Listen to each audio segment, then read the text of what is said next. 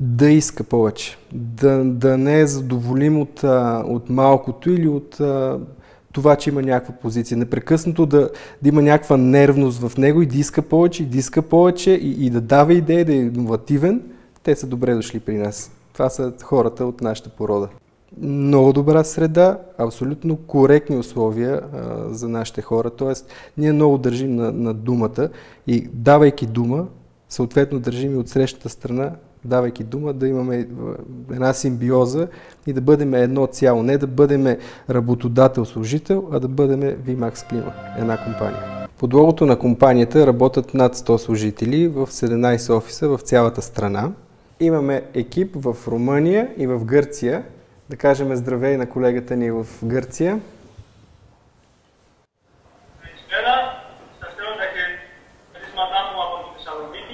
Доброто отношение към нас, като търговци, като менеджери. Правилният начин на работа според нас, който налагаме, съответно измерва ефективността на всеки един служител за компанията. Целият този проект е свързан с много игри, с различни награди. Буквално да направим така, че нашите служители да се чувстват удовлетворени от това, че работят за VMAX.